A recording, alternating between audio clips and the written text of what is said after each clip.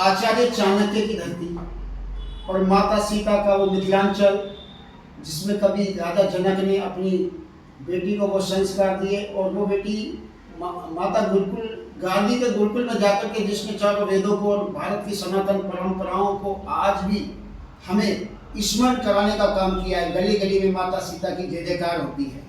जिस देश की गली गली में माता सीता की जय बोली जाती है, उसी मिथिलांचल में आज मैं उपस्थित हूँ, जहाँ हमारे आचार्य जी अजित आर्य जी, जिन्होंने इस वैशाली क्षेत्र में माता सीता के क्षेत्र में संस्कारों को बनाए रखने के लिए, उस ज्ञान की ज्योति को जलाए रखने के लिए ज्ञान ज्योति गुरुकुलम, जिसमें लगभग 10,000 बच्चों को अप्रत्यक्ष रूप से संस्कारित किया जा रहा है, ऐसे गुरुकुलम में हम उपस्थित हैं।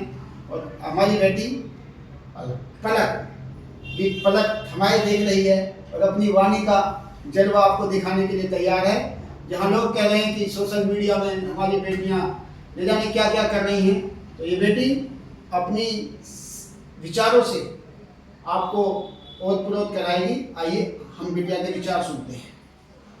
वतन की रक्षा करने का हम लड़कियों का भी हक है। वतन की रक्षा करने का हम लड़कियों का भी हक है।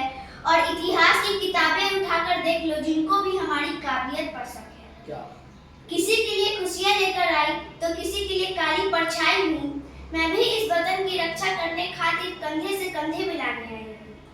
मैं इस वतन की रक्षा करने खातिर कंधे से कंधे मिलाने आई हूँ। और भूल मत करना सिर्फ पापा की परी समझने का।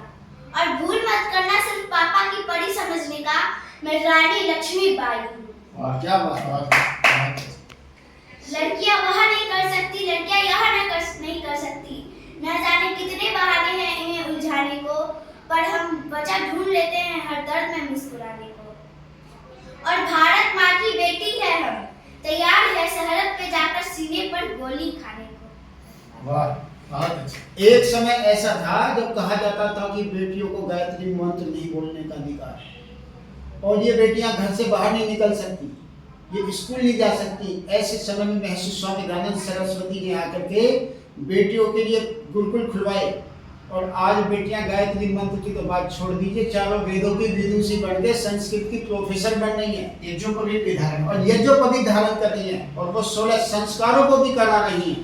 तो अब युग कोई भेदभाव वाला नहीं है, सब बेटियां सीना तान के पूरे विश्व में अपनी संस्कृति का झंडा बुलंद कर सकती हैं। वो फिजिक्स, केमिस्ट्री, मैथमेटिक्स, ये तो आधुनिक सब्जेक्ट की बात छोड़ दो, प्राचीन विषयों में भी संस्कृत भाषा को भी पढ़ करके योग, आयुर्वेद और आचार्य चाणक्य की राजनीति विज्ञान को पढ़ करके राजनीतिक शास्त्र में भी आगे बढ़ रही है। तो कोई भेदभाव नहीं है। जो लोग कहते हैं कि भारत में भेदभाव है, यहाँ ना कोई जाति का भेदभाव है, ना कोई ऊंच नीच का भेदभाव है, ना कोई स्त्री पुरुष का भेदभाव है।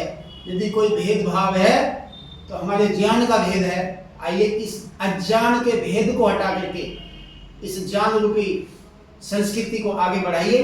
जो अपनी सनातन संस्कृति में पल्लवित होंगे, पुष्पित होंगे, वहाँ इस भेदभाव की सारी दीवारें ढह जाएंगी और भारत बहुत सुंदर भारत बनेगा, जिसको हम कहते हैं राम राज्य, जिसको कहते हैं हम माता सीता का देश।